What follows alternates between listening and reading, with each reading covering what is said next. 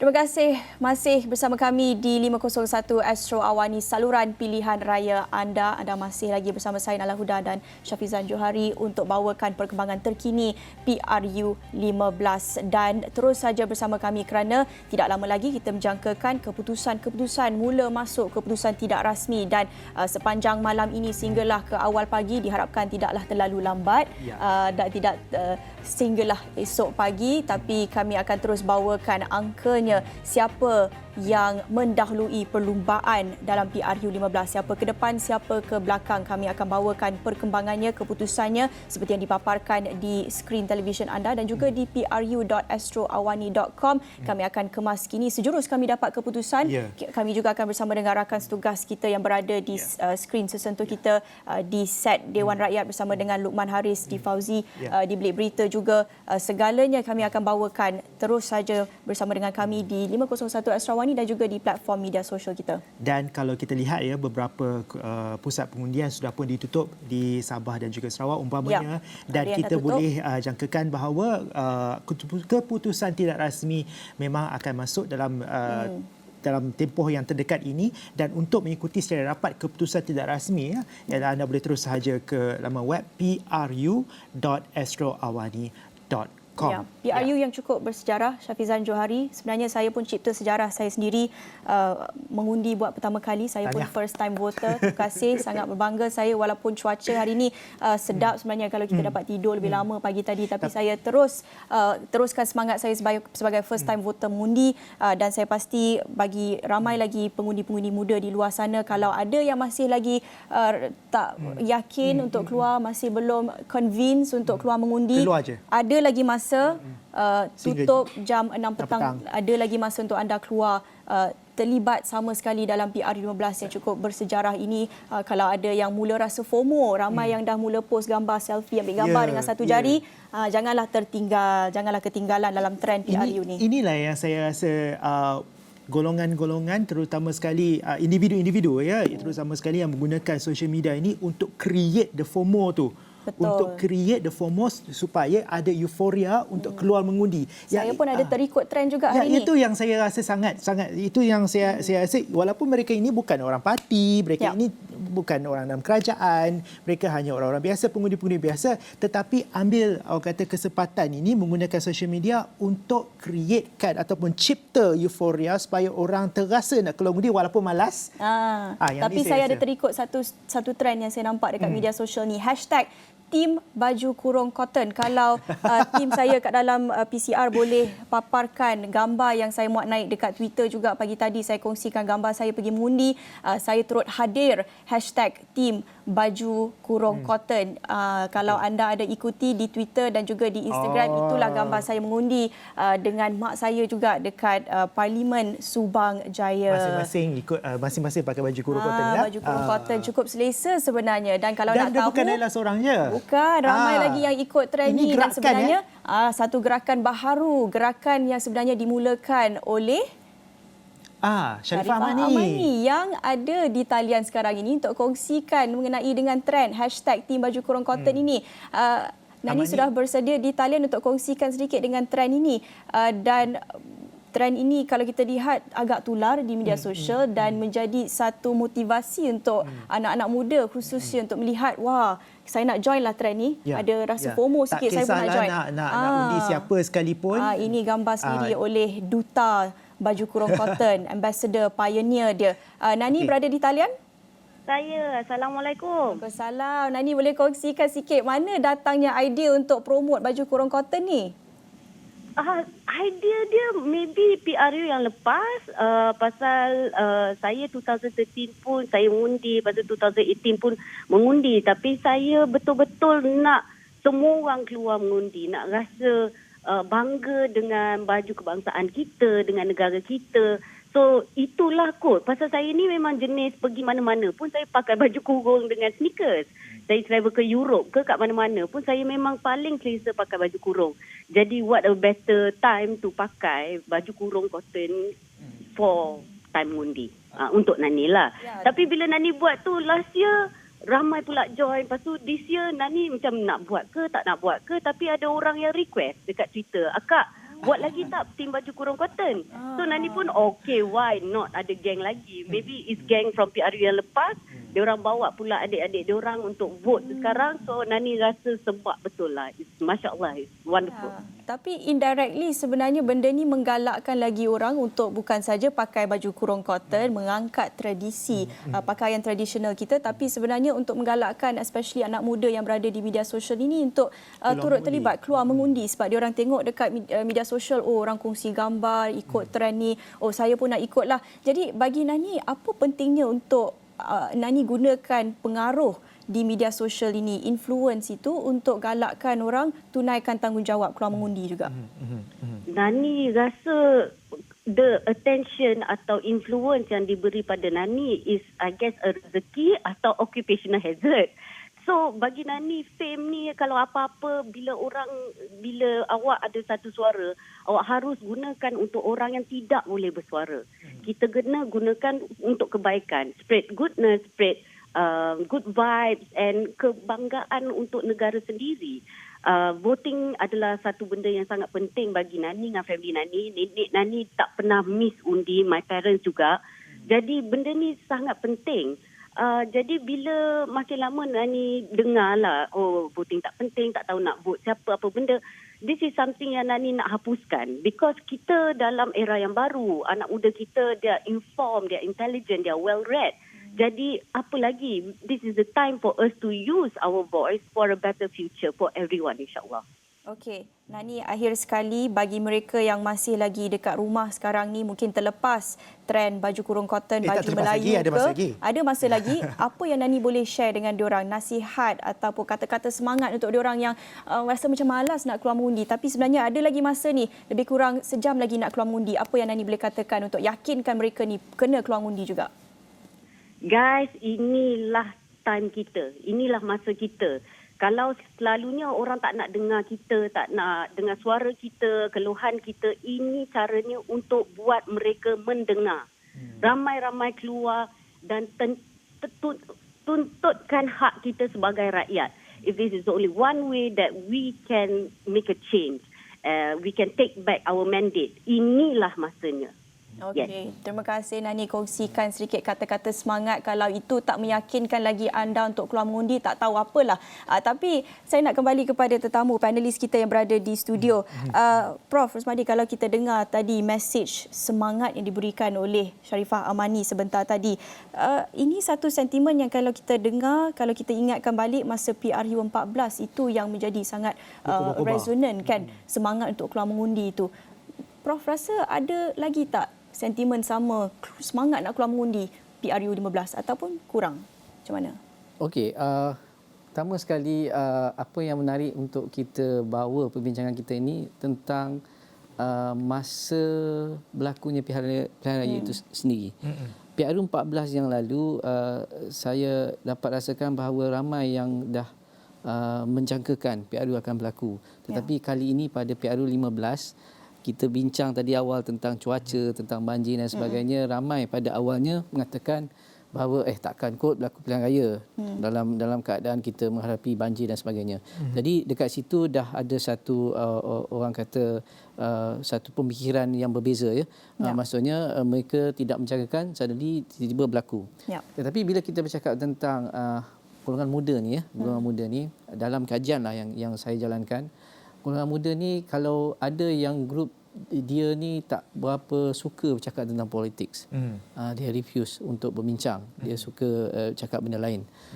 Jadi salah satu cara parti ataupun agensi ataupun mana-mana badan yang nak approach orang muda ni, kadang-kadang dia guna approach proxy. Macam tadilah yang Nani gunakan, baju kurung tetapi pergi mengundi. Tapi ditonjolkan kita baju kurung dulu. Dan baju kurung ni mungkin dekat di kalangan pengundi wanita kalau kita nak cukupkan kat situ. Jadi ini perkara yang penting. Ini yang trendingnya. Sebab kalau kita, contohlah Nailah kata tadi dengan pagi tadi hujan kan, lebih elok tidur dan sebagainya, tapi Nailah keluar mengundi. Dan apa yang Prof Zaini kata, ini berlaku because of literasi politik tu tadi. Sebab Nailah dapat rasakan bahawa ini penting untuk dibawa perkara ini merupakan tanggungjawab dan sebagainya. Jadi kalau kita nak melihat tentang, saya start tadi dengan geografi kan. Bila bercakap tentang anak muda, kita kena lihat di mana mereka berada, kan, keperluan mereka untuk keluar mengundi. Kalau kita bercakap tentang trending, tentang media sosial, kalau dari segi peta saya, jajaran ni semua di kawasan bandar. Dan kawasan bandar di mana? Di pantai barat. Dan tadi Luqman share tentang hot seats. Hot seats. Saya nampak kebanyakannya di jajaran pantai barat. Ada satu tadi dia sentuh tentang Sabah, nanti mungkin boleh ulaslah perkara itu. Tapi benda ni semua berlaku di pantai barat. Apa yang berlaku di pantai timur itu juga harus kita ambil kira. Dan kebanyakan kajian saya tengok yang dilakukan, banyak cerapan-cerapan dibuat di kawasan urban ni tadi, kerana mungkin mudah dari segi akses untuk mendapatkan maklumat. Tetapi di kawasan luar bandar, dari segi data kita ada 222 parlimen. Tak salah saya lebih 60% kawasan luar bandar. Jadi ini perkara yang harus kita lihat tentang anak muda tadi, umur 18. Sejauh mana mereka akan keluar mengundi, dan dari segi taburan umur 18 hingga 21, 21 hingga 25, 26, 30, 40. Ini mereka berada di mana? Di luar bandar atau di bandar? Dan lagi satu isu pula, mungkin sebelum mengundi mereka berada di bandar, lokasi berbeza, tetapi pada hari mengundi mereka balik ke luar bandar. Ini juga yang dipaparkan dalam Astro malam tadi, duduk di highway dan melihat orang balik kampung dan sejauh mana corak mengundi juga tentu corak berbeza. mengundi. Jadi kadang-kadang corak mengundi juga dipengaruhi oleh mobility kan, pergerakan. Ini juga yang saya buat kajian. Ini adalah faktor geografi.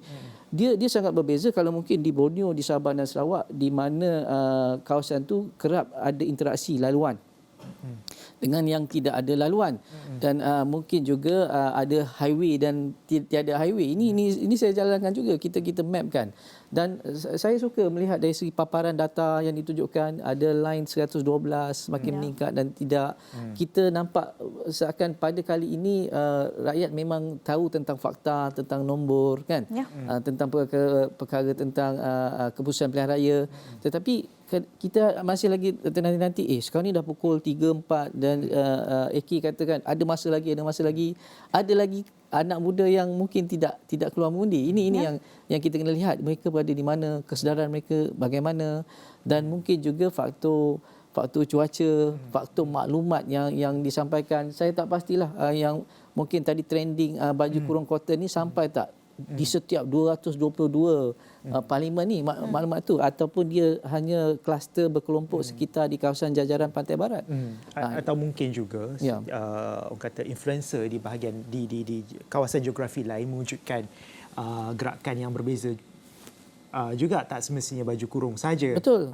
Jadi ini orang kata yang kita kena go deep dan mencari. Tapi macam yang Dr. Rosmadi katakan tadi, nanti lepas pintu jam 6 petang dah ada siapnya proses orang kata pengundian, dan apabila pengiraannya nanti itu bermula, kat situlah datanya yang kita betul-betul nak tengok Dr. Rosmadi. Dan pada masa sama juga kita nak pergi ke kerusi tumpuan, kerusi-kerusi panas. Kalau saya nak pergi dulu kepada Dr. Zaini, kerusi tumpuan yang bagaimanakah kalau macam kami di Astro Awani, kalau tadi rakan saya Firdaus Azil, dia tumpu 1 minggu di Tambun, right? Kalau Dr. Zaini macam mana? Di mana tumpuan ni sebenarnya yang Dr. Zaini? Kita kena melihat secara big picture lah. Memang kecenderungannya untuk melihat kerusi ini panas, kerusi ini tidak panas. Tapi kalau PRU 15 ini, sebab itu saya katakan tadi, kita harus kaitkan dengan apa yang berlaku pada PRU 14 dan beberapa peristiwa-peristiwa antara itu. Jadi bagi saya dalam konteks naratif, sekarang orang kata tidak ada satu blok yang akan membentuk kerajaan secara solid, maka kerusi itu semuanya kerusi panas. Semua kerusi itu sangat signifikan.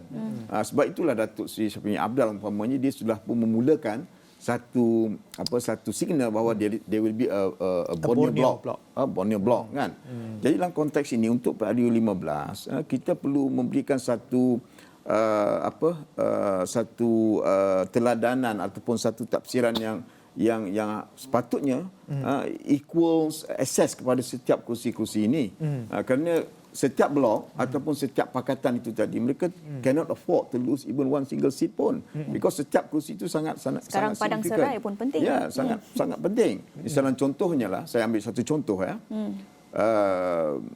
Kursi Serian, Parlimen Serian umpamanya. Ini kursi putih bagi DPS. Tapi because of the certain technical default dan sebagainya, tiba-tiba kursi itu menjadi panas. Dan saya percaya pihak Astro Awani mungkin tidak menganggap kursi ini sebagai kursi panas. Tapi dia adalah kursi panas. Why panas? Because of the dinamik yang berlaku pada beberapa hari yang terakhir towards pencalonan dan sebagainya. Begitu juga dengan kita kata kursi parlimen di Libaran. Dia sepatutnya kursi yang tidak panas. Tidak panas, sepatutnya kursi yang mudah menang kepada blok Barisan Nasional umpamanya. Tiba-tiba menjadi satu kursi yang panas. Kerana apa? Kerana dinamik yang berlaku beberapa hari sebelum pengumuman calon dan sebagainya. Jadi in fact kalau di Sabah itu sekarang ini, kalau kita lihat kepada bagaimana pencalonan, pengumuman calon-calon itu dilakukan di antara blok GRS, blok BN, saya fikir secara pribadi ini adalah blok kursi yang ada di Sabah itu semuanya kursi panas. Oh ya, bukan hanya tertakluk kepada isu seperti kursi seperti di Tenom dan juga Beluran. Tidak. Bagi saya tidak. Itu kursi PRU 15 ini bukan satu PRU semacam game dia agak lain. Berbeza. Game dia agak lain dengan PRU yang terdahulu. Ya. Prof. Rosmadi rasa macam mana? Adakah ini satu petanda demokrasi semakin sihat apabila lebih banyak kerusi sekarang ini dianggap kerusi yang kritikal dan tumpuan sekarang ini terarah kepada bukan satu dua kerusi di kawasan bandar? Sebab tadi Prof kata beza kan, tak sama rata tumpuan dan perhatian diberikan yang di bandar, di luar bandar dan sebagainya. Tapi sekarang ini demokrasi semakin sihat ke tak? Apabila kita lihat, sekarang semua kerusi memainkan peranan yang penting bagi blok-blok berbeza ini. Okey, kalau kita lihat bercakap tentang demokrasi semakin sihat atau tidak, ini bergantung kepada bagaimana orang melihat satu perkara itu. Saya ada yang menanyakan pada saya, PRU 15 kali ini apa yang bezanya, kelainannya. Kalau kita nak bercakap tentang calon lah, saya kata tahun ni calon bebas ramai. Lepas tu kita ada 10 penjuru dan Astro Awani pun melaporkan secara average-nya 3 penjuru dan ke atas. So banyak penjuru. So kalau bercakap tentang demokrasi semakin subur, ya betul. Ini semakin subur kerana ramai orang dah terlibat dan berminat tentang politik.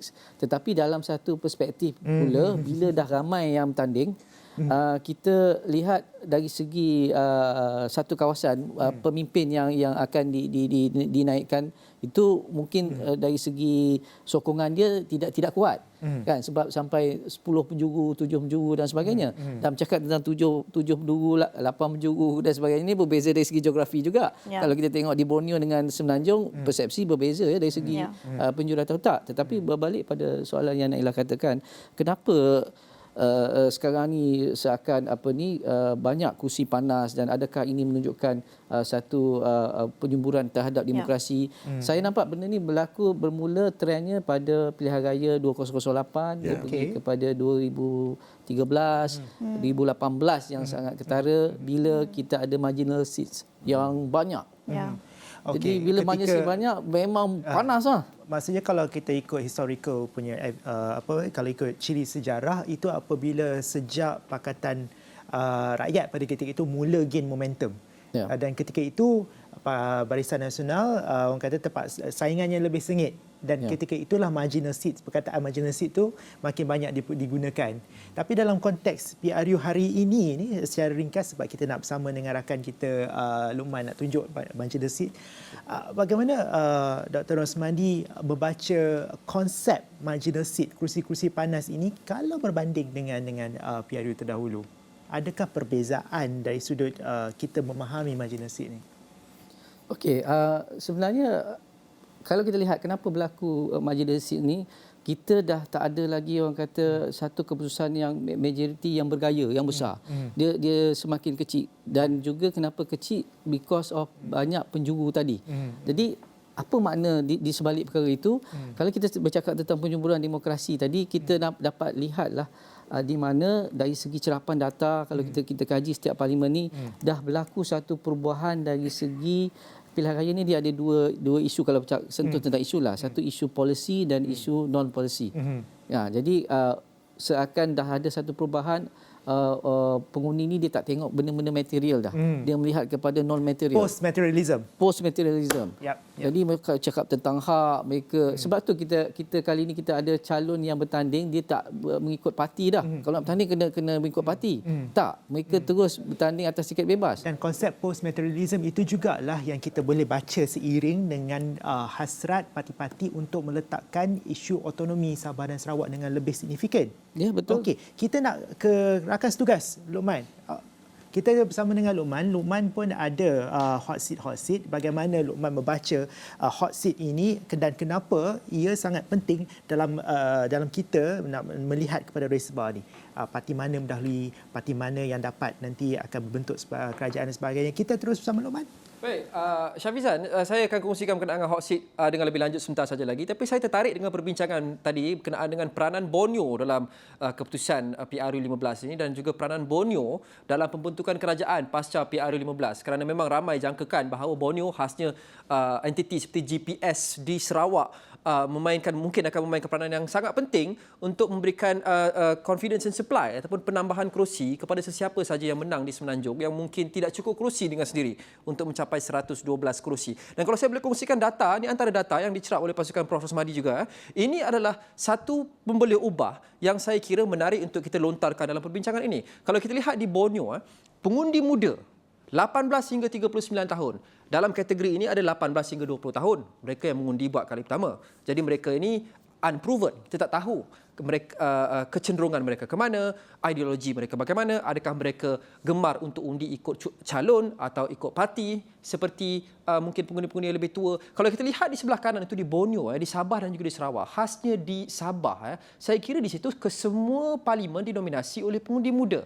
Bermakna lebih 50% daripada keseluruhan pengundi di situ adalah mereka yang berumur 18 hingga 39 tahun. Dan kalau kita pergi ke muka surat yang seterusnya, kita lihat parlimen yang mempunyai 5 parlimen yang tertinggi yang mempunyai pengundi muda.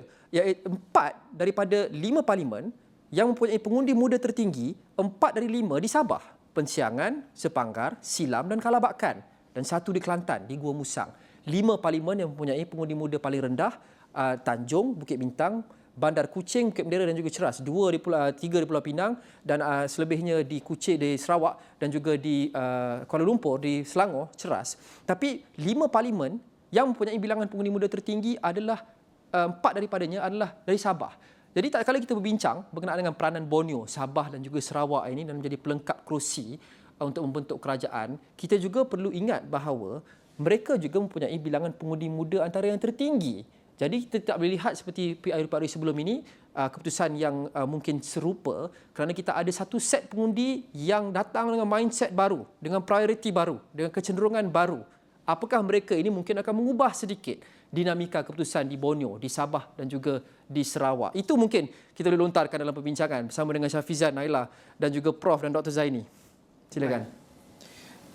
Baik, terima kasih Luqman dan kita juga ada perkembangan terkini dari untuk kami kongsikan satu kenyataan yang baru kami terima daripada Suruhanjaya Pilihan Raya dalam kita membincangkan mengenai dengan akses pengundian khususnya di kawasan luar bandar. Ini sangat berkaitan apabila SPR mengumumkan keputusan untuk menggantung pengundian di 11 pusat mengundi di bahagian pilihan raya Parlimen P220 Baram yang mana kalau kita laporkan tadi dilanda banjir.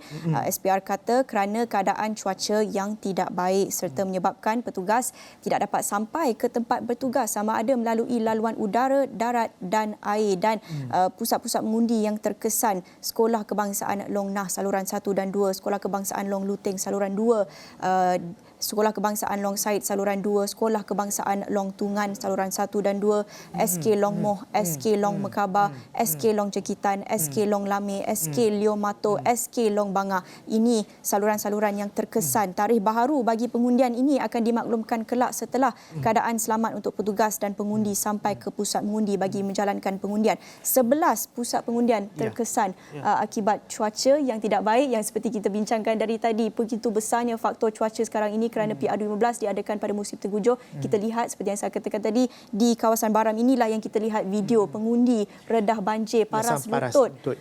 Kalau kita nak lihat mengenai dengan isu ini, sebentar lagi kita akan sambungkan perbincangan kita soalan yang dilontarkan oleh rakan tugas Luqman tadi. Tapi Dr. Zaini, kita lihat kepada kesan yang begitu besar cuaca itu kepada pengundi di Baram dan juga penggantungan yang diberikan kepada proses demokrasi di kawasan ini. Bagaimana Dr. Zaini melihat isu ini? Ya, ini saya fikir satu pengujian, satu ujian kepada bagaimana proses demokrasi itu dilaksanakan ataupun diuruskan. Kerana kita telah memilih untuk mengadakan pilihan raya pada very uncertain situation. Maksudnya kita akan anticipate dengan keadaan banjir, keadaan cuaca yang tidak menentu. Dan saya percaya SPR sudah ada langkah-langkah plan A, plan B, plan C kalau berlaku hal lain sebegini. Dan ternyata hari ini satu kes yang sangat menarik, satu pengalaman demokrasi kepada pengajaran kepada kita sebagaimana keadaan ini hendak dikendalikan. So pihak SPR sudah mengeluarkan kenyataan rasmi. Mereka menggantungkan proses pengundian di situ kerana soal-soal yang terkait dengan alam yang tidak bermesra alam dengan kita dan juga dengan persoalan-persoalan teknikal. Jadi ini satu perkara yang perlu kita fikirkan di masa depan. Kita berada pada era IR 4.0. Kemungkinannya cara bagaimana kita nak mengundi itu perlu kita fikirkan di masa depan. Berbalik pada undi 18 umpamanya. Anak-anak 18 ini, mereka ni is an instant generation. Semua dia nak instant. WhatsApp pun instan dan sebagainya kan. Jadi perlu fikirkan hal-hal yang begini. Apa juga yang instan sebenarnya keputusan yang pertama sekali kita terima. Unofficial, keputusan tidak rasmi. Kita bersama dengan rakan tugas Luqman yang akan bawakan satu keputusan tidak rasmi di sebuah kawasan parlimen di utara Semenanjung Malaysia. Kita terus saja bersama Luqman. Ya, Syafizan, 5 minit selepas pengundian ditutup di kebanyakan tempat di Malaysia ini, jam 5:05 kita memperoleh keputusan tidak rasmi yang pertama. Difahamkan ia berada di utara negara, di Pulau Pinang kalau tak silap saya. Berdasarkan sumber-sumber kami yang berada di lapangan, Bukit Bendera P48 setakat jam 5.04 petang didahului oleh calon Pakatan Harapan Sherlina Abdul Rashid, meninggalkan calon di tempat kedua setakat ini Heng Chi Wei yang mewakili Perikatan Nasional, Barisan Nasional dan Richie Huan berada di tempat ketiga. Selebihnya adalah Parti Rakyat Malaysia dan calon bebas masing-masing berada di tempat keempat dan juga kelima. Ini adalah keputusan tidak rasmi seperti yang anda dapat lihat di atas itu setakat jam 5.04 petang. Ingin kita ingatkan di sini bahawa pengiraan sudah tentu masih lagi berjalan. Undi tutup pukul 6 petang, masih lagi pengundian, masih lagi belum tutup. Tapi ini memberikan kita gambaran berkenaan dengan pergerakan setakat ini. Kita lihat hanya kira-kira lebih kurang 400 lebih undi sudah dikira, perjalanan masih lagi panjang, tapi setakat ini PH membuka langkah dengan langkah kanan di Pulau Pinang, mungkin selari dengan jangkaan ramai kerana ia adalah Pulau Pinang. 335, satu-satunya kiraan undi setakat ini yang mencecah 3 angka, 4 calon lain hanya 2 angka. Apapun, kita tunggu keputusan rasmi daripada SPR. Ini tidak semestinya muktamad, tapi ini memberikan satu gambaran berkenaan dengan hala tuju selepas ini. Dan satu lagi saya faham, negeri di utara, kerusi parlimen kita dapat keputusan tidak rasmi difahamkan di Perak, Teluk Intan P76, Ngah Koming mendahului dengan sangat tipis. Ya, ia hanyalah setakat jam 5.05 petang. Seperti yang kita sebut setelah tadi, perjalanan masih lagi panjang. Tapi apapun, Ngah Koming mendahului dengan 25 undi setakat ini. Setakat ini mendahului calon daripada Perikatan Nasional, Barisan Nasional dan juga GTA atau Pejuang. Zainul Fazi berada di tempat kedua dengan 11 undi. Timur Gaya berada di tempat ketiga dengan 8 undi. Amir Kushairi 3 undi. Pengundian masih lagi belum ditutup. Pengiraan sudah tentu masih lagi berjalan. Ini adalah tanda-tanda awal kita lihat pengiraan awal. Ngah Koming dan juga Sherlina di Bukit Bendera. 2 PH mendahului sekarang, tapi apa trend pergerakannya dalam jam-jam akan datang kita akan saksikan. Teluk Intan dan Bukit Bendera secara tidak rasmi setakat jam 5.04 petang dan 5.05 petang didahului oleh Pakatan Harapan. Kita akan terus bawakan semua keputusan tidak rasmi, kita jangka akan menerima dengan lebih banyak dalam jam-jam akan datang. Kembali kepada Syafizan dan Nailah. Langkah kanan untuk PH di zon utara dimulakan dengan Sherlina Adun Sri Delima dan juga di Teluk Intan Ngah Koming. Tapi bagaimanapun kita ada lebih kurang dalam 50 minit lagi sebelum semua pusat-pusat mengundi ditutup. Majoritilah kecuali di beberapa kawasan yang terjejas banjir seperti tadi di Baram. Dan kita juga dengan rakan tugas di Melaka, kita ada syuhada kerana di Melaka juga ada beberapa orang kata kawasan-kawasan menarik, kawasan-kawasan parlimen tema yang menarik yang menjadi tumpuan kita di Astro Awani, antaranya seperti di Hantuah Jaya dan juga di Alur Gajah. Dan kita terus saja bersama dengan Syuhada di Melaka. Silakan Syuhada. Baik, ketika ini saya berada di kawasan Parlimen Hang Tuah Jaya yang mana seperti disebutkan tadi, di Melaka juga tidak terkecuali daripada beberapa kerusi panas. Daripada 6 kerusi Parlimen di Melaka ini, boleh dikatakan ada 2 kerusi yang cukup hangat diperkatakan. Yang pertama adalah di kawasan Parlimen Alur Gajah dan juga di Parlimen Hang Tuah Jaya ini sendiri, yang mana pada sebelah pagi tadi saya berada di kerusi Parlimen di kawasan Parlimen Alur Gajah, dan pada sebelah petang ini saya berada di kawasan Parlimen Hang Tuah Jaya dan bercakap soal semangatnya rakyat Melaka turun keluar mengundi pada PRU 15 kali ini. Mungkin boleh menarik untuk saya kongsikan, ada 2 naratif yang mungkin yang merisaukan berhubung peratusan keluar mengundi untuk pengundi-pengundi di Melaka ini. Yang mana yang pertama adalah faktor musim tenggujuh, kerana di Melaka ini juga tidak terkecuali daripada terjejasnya mangsa-mangsa banjir, yang mana ketika ini masih ada juga mangsa-mangsa yang terpaksa berlindung di pusat-pusat pemindahan sementara. Dan yang kedua, naratif kedua adalah mood rakyat Melaka ini sendiri, kerana bulan ini genap setahun rakyat Melaka baru saja selesai proses pilihan raya negeri pada November tahun lalu.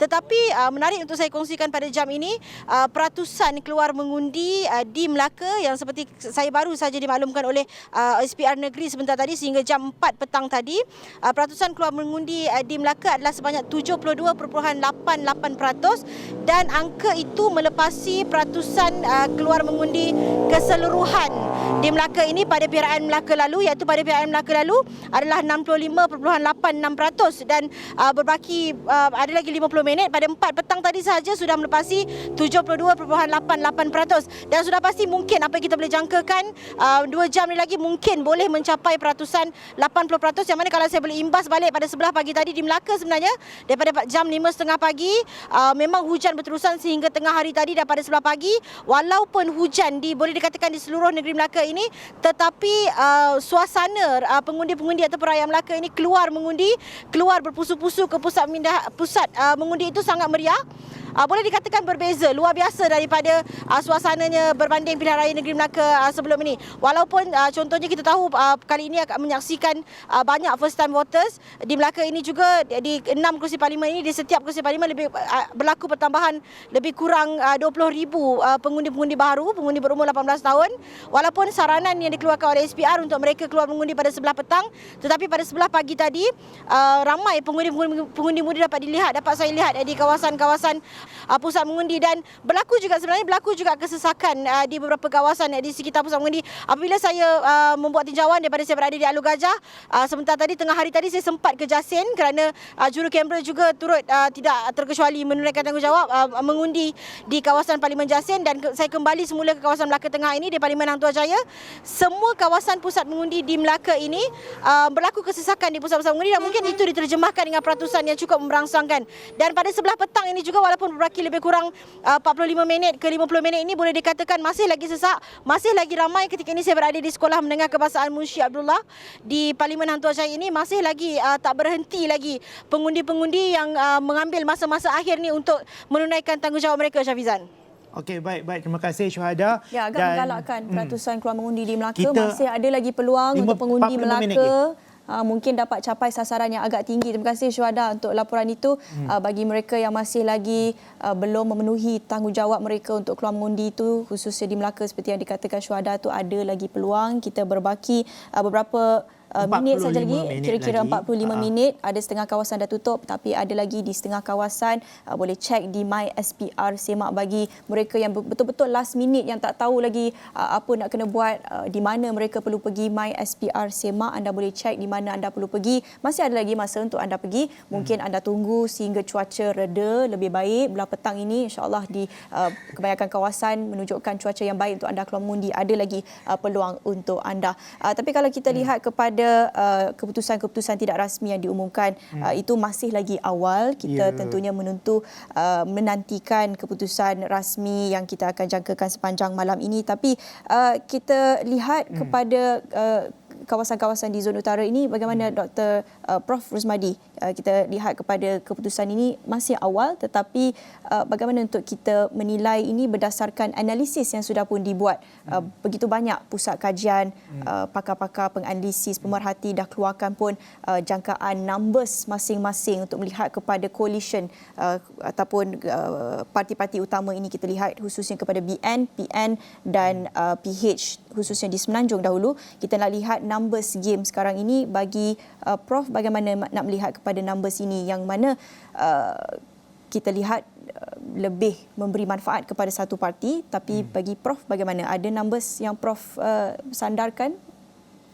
Okey, bila bercakap tentang keputusan ni, dia agak bagi saya, walaupun dia objektif tetapi agak subjektif dalam konteks PRU kita di Malaysia ni. Sehingga PRU 15 ni, daripada pengalaman saya membuat kajian, kita dapat lihat variabel setiap PRU ni semakin bertambah. Kalau kita ikuti, contohlah di Facebook, sehingga kini Facebook kalau dia nak kaji tentang behavior, tentang pengguna Facebook, dia dah ambil kira 100,000 variables dah, dia buat big data ni.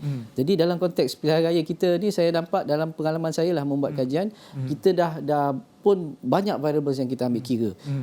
Dulu kalau kita nak ramalkan tentang keputusan, kita akan tengok variable-variable saya panggil yang tradisional lah, etnik, umur dan sebagainya. Tapi pada hari ini kita harus lihat variable-variable baru, kerana politik itu sendiri bukan dilihat oleh orang yang mengkaji politik. Dah semua orang dah minat tentang politik. Malah macam saya akan mengulas dan cuba menonjolkan faktor-faktor geografi tadi. Dari segi yang Dailah katakan tentang ramalan yang telah dilakukan oleh banyak agensi yang dilakukan, seperti yang dijangkakan yang saya ikuti, kebanyakan di bahagian pantai barat. Ini cerita tentang zon geografi dan zon utara. Ini kawasan pengundi atas pagar yang ramai, dan kecenderungan untuk pengundi muda ni banyak yang pengundi kepada parti PH.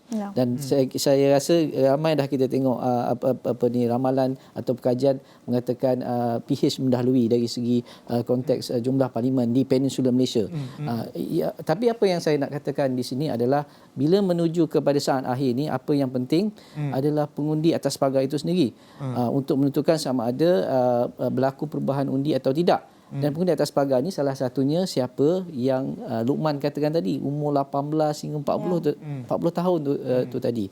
Dan bila bercakap tentang peratus keluar mengundi, kalau yang memang dah ada keputusan untuk keluar mengundi, mereka dah keluar pagi-pagi dah tadi. Yang atas pagar ni yang tunggu saat-saat akhir ni, ke mana dia nak mengundi kan, dan dia tengah menunggu keputusan. Dan bila kita lihat kepada anak muda ni, dia lebih kepada trending untuk orang kata dia tengok apa yang berlaku, apa yang diperbincangkan, apa yang kawan-kawan dia katakan. Mungkin tadi faktor baju kurung cotton kan, dia tengok mungkin dia mempunyai sesuatu yang sama, mereka akan ikut dan keluar. Jadi ini yang kita lihat, yang ini kita kaji, sejauh mana pengundi atas pagar ni yang akan keluar dan mengundi, dan keputusan itu bergantung kepada mereka ini. Dan dari segi pemetaan dan jajarannya, pengundi atas pagar ni memang banyak di kawasan pantai barat, di kawasan utara, di Pulau Pinang, di Kedah, di Perak, di Selangor sudah tentu, di wilayah Persekutuan, Melaka, Johor. Saya nak bawa discussion ni ke Johor. Okay. Tadi Dr. baru sebut tadi Johor kan. Johor ni kalau kita tengok PRN PRN Johor pada awal tahun ini nampak banyak ke arah semua biru. Ya, adakah indikasi yang sama? Adakah ini boleh menjadi indikasi untuk PRU kita ni? Okey, mungkin akan ramai yang mengatakan, dan saya juga bersetuju, bahawa kalau kita nak melihat apa yang berlaku dalam konteks pilihan raya negeri dengan PRU, dia berbeza. Lain kan? Lain. Ini kita bercakap juga tentang PRU 15 ni banyak bertanding dalam konteks parlimen. Ada don-don lagi yang tidak dibubarkan dan tidak berlaku pilihan raya. Ini perbezaan yang harus kita lihat.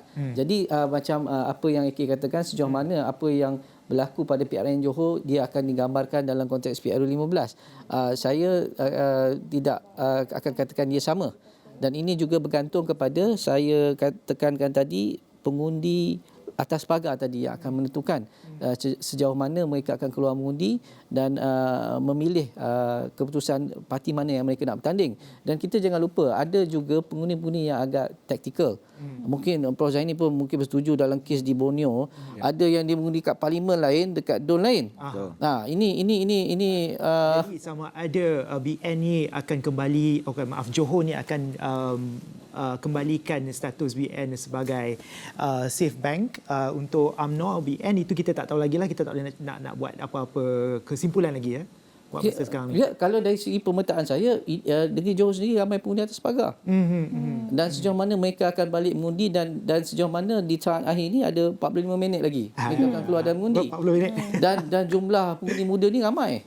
Kan? Kita bercakap peningkatan sebanyak berapa tadi? 6 juta ke? 6 juta. Kira-kira pengundi 6 juta kalau dipecahkan mengikut parlimen, mungkin dia menjadi penentu. Kawan kita Hilmi Malik ada di Johor ketika ini, sudah pun bersedia untuk buat lintas langsung di Johor dengan perkembangan terkini bagi membacakan pertama sekali bukan sahaja sentimen tapi kedua mengenai sambutan orang keluar mengundi terutama sekali di negeri Johor Darul Takzim. Apa yang kita harapkan bahawa pisang tidak berbuah dua kali di negeri Johor. Bagaimana tu bacaannya di Johor?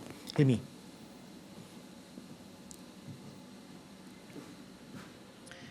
Baik, terima kasih rakan Sugas di Pusat Penyelidikan Asia Bukit Jalil. Ya, seperti yang AK katakan tadi, sememangnya banyak pencaturan yang perlu kita lihat di Johor ini dan juga kita perlu mengambil kira apa yang berlaku pada PRN Johor yang lalu dan juga adakah ia akan menterjemahkan keputusan yang sama pada PRU 15 kali ini. Dan daripada MUA sebentar tadi, saya kini berada di Skudai dan saya kini berada di pusat mengundi di SMK Taman Selesa Jaya 2 di mana pusat mengundi ini menempatkan pengundi bagi Parlimen Iskandar Puteri. Dan kalau kita bercakap ni dengan soal Parlimen Iskandar Puteri, pastinya tidak asing lagi ini merupakan kubu yang kuat buat DAP. Kalau kita lihat juga dulu penyandang juga kawasan ini menempatkan veteran DAP itu sendiri, Lim Kit Siang, dan ketika ini calon yang mewakili Pakatan Harapan iaitu Saudara Liu Chin Tong dan juga daripada PN Jason Tan Nam Cha dan juga BN Jason Teo Siu Hock. Ini yang bakal kita saksikan bagaimana apa yang akan berlaku di salah satu kerusi tumpuan di Johor ini di Iskandar Puteri. Dan buat masa ini saya boleh kongsikan setakat jam ini saya lihat masih ada lagi pengundi yang keluar masuk dan mungkin ini juga pecutan terakhir buat pengundi untuk melakukan tanggungjawab mereka sebelum kita menantikan apabila keputusan di sebelah malamnya yang akan kita nanti-nantikan. Dan juga di Johor ini kita dapat lihat percaturan politik yang boleh saya kira agak sukar juga untuk kita gambarkan. Kerana buat masa ini kita dapat melihat juga parlimen di Johor sendiri mungkin kebanyakannya diwakili oleh Pakatan Harapan dan kita dapat lihat BN hanya mewakili dalam 8 parlimen saja buat masa ini. Dan pada PRN Johor yang lalu kita lihat BN juga menang majoriti yang agak besar di Johor ini. Dan ini antara perkara yang perlu kita lihat, adakah bakal menjadi perubahan yang sama atau gelombang sebaliknya yang akan berlaku di Johor ini. Dan bercakap mengenai dengan soal kedudukan di Johor ini, kita juga ingin melihat bagaimana juga keadaan kerusi-kerusi panas yang lain, misalnya di Simpang Renggam, di Pulai, di Pontian ini sendiri yang melepatkan antara nama-nama besar tokoh daripada BN sendiri. Dan ini antara tumpuan yang bakal kita bawakan. Kita tempatkan beberapa lagi petugas di kerusi panas ini untuk membawakan sebarang perkembangan. Dan kurang daripada sejam sebenarnya apa yang kita harapkan pengundi untuk terus menggunakan saat-saat akhir ini untuk tunaikan tanggungjawab untuk kita melihat sendiri bagaimana keputusan yang bakal dibawa pada hari ini. Dan sebenarnya juga saya ingin kongsikan pada hari ini sebenarnya kita dikabarkan dengan berita yang tidak baik. Berita yang saya kira agak menyedihkan pada hari ini untuk di Johor, di mana pada hari ini juga ada 2 individu dilaporkan telah meninggal dunia di 2 pusat pengundi yang berasingan, di mana yang pertama saya dimaklumkan sebentar tadi iaitu seorang warga emas telah pun meninggal dunia di Sekolah Jenis Kebangsaan Cina SJKC Lit Tek Paloh, membabitkan mangsa yang dikenali sebagai Tuminah Ambiah 85 tahun yang dikatakan tidak sempat untuk menunaikan tanggungjawab dan rebah di pusat mengundi sebelum disahkan meninggal dunia. Dan selain itu juga ada seorang lagi mangsa yang turut dikabarkan meninggal dunia, iaitu SH Juhara berusia 57 tahun, yang ini lokasi kejadiannya di Sekolah Menengah Kebangsaan SMK Sultan Ismail pada jam 9.30 pagi tadi.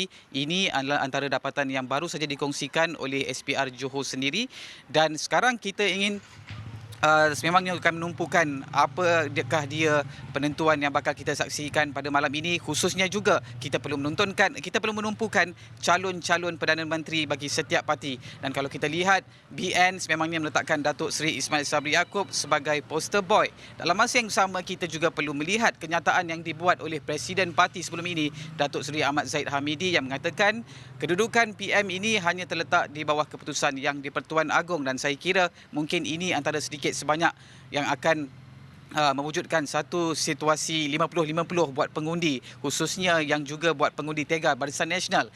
Dan kalau kita nak lihat kepada PH, calon Perdana Menterinya adalah tidak lain tidak bukan Datuk Seri Anwar Ibrahim, yang juga pengerusi Pakatan Harapan, yang kita lihat daripada segi sentimennya cukup terkenal di kalangan seluruh dunia. Ini antara kelebihan yang boleh saya katakan pada Datuk Seri Anwar Ibrahim. Dan bagaimana pula kita melihat sentimen daripada Perikatan Nasional Tan Sri Muhyiddin Yassin, dan pastinya kelebihan antara ketiga-tiga tokoh ini akan memberikan penilaian tersendiri daripada pengundi. Dan juga kita lihat BN dengan PN ketika ini mungkin agak sukar daripada segi kepercayaan terhadap pengundi, ataupun kita nak bercakap mengenai dengan soal pecahan undi dalam kalangan pengundi Melayu, kerana kedua-dua ini juga mempunyai kaitan yang rapat dalam kalangan pengundi Melayu. Dan mungkin ini juga keadaan ini akan memberikan sedikit kelebihan buat Pakatan Harapan mungkin untuk merangkul undi-undi menjelangnya saat-saat akhir ini, khususnya kepada pengundi-pengundi atas pagar. Dan juga kita kena mengambil kira juga bagaimana soal pengundi muda, yang kita lihat ada banyak juga pecahannya daripada segi anak muda yang agak urban, dan juga mungkin anak muda di luar bandar yang juga mempunyai ideologi yang berbeza-beza. Dan ini adalah antara benda ataupun perkara yang akan menjadi percaturan siapakah dia yang akan mentadbir negara, apa pula masa depan negara kita pada malam ini. Akan kita nantikan juga keputusannya pada malam ini, dan hanya beberapa minit saja lagi saya kira keseluruhan pusat mengundi di Johor ini bakal ditutup sebelum proses untuk pengiraan undi akan dibuat. Dan setakat itu dahulu perkembangan yang saya dapat kongsikan langsung di lokasi pusat pengundian ini, SMK Taman Desa Jaya 2. Dan yang terakhir juga saya ingin membuat pesanan, tolong keluar mengundi. Buat pengundi yang mungkin masih belum melaksanakan tunaikan tanggungjawab ini, gunakan peluang yang ada untuk menjadi sebahagian daripada penentu masa depan nasib negara. Saya nak kembali dahulu bersama rakan setugas di studio, silakan.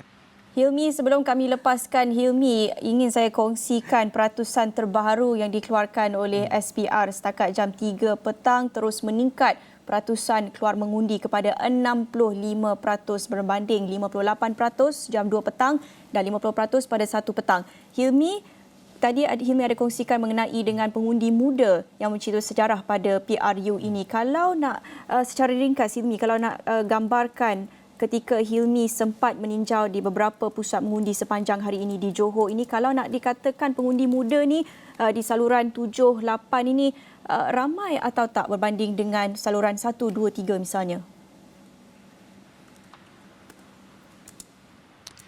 Ya, Naila, sebenarnya boleh kita nampak gelombang anak muda sebenarnya yang mula turun padang pada kali ini. Kerana inilah yang saya katakan perbezaan ketika PRN Johor dahulu dapat kita lihat. Pada ketika itu undi 18 mula untuk mendapat tempat, dan kali ini orang kata ibu segala pilihan raya, yang pastinya saya menjangkakan sebenarnya adanya gelombang anak muda yang mungkin telah cakna dengan keadaan ataupun situasi politik negara kita. Dan kita dapat lihat sebenarnya perkara ini dengan jelas. Kalau kita lihat keadaan anak muda di sosial media, mereka cukup lantang menyuarakan berhubung dengan situasi politik negara.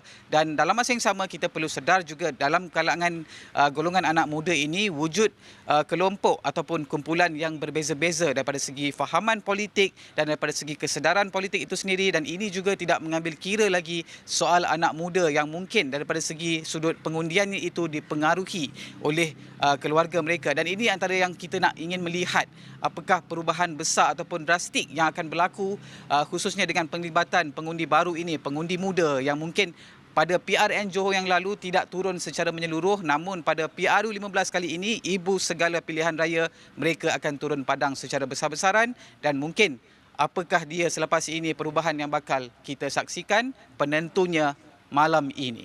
Terima kasih Hilmi. Ya. Ini satu berita baik kerana ada indikasi bahawa anak-anak muda memang tidak melepaskan peluang ini. Ini merupakan kali kedua orang pengundi-pengundi Johor turun mengundi pada tahun ini dan mereka orang kata tidak membenarkan pisang berdua kali nampaknya. Itu realitinya di lapangan, tapi bagaimana pula kalau kita nak bandingkannya dengan data dan statistik yang kami ada dan kami telah pun kumpul dari pelbagai kajian tinjauan yang dilakukan sebelum ini, itu kami akan dapatkan daripada rakan setugas Fauzi dan Firdaus Azil yang berada di bilik berita selepas ini. Tapi kita akan berhenti rehat seketika, jangan ke mana-mana, banyak lagi laporan Malaysia memilih PRU 15 kami akan bawakan selepas ini. Jangan ke mana-mana.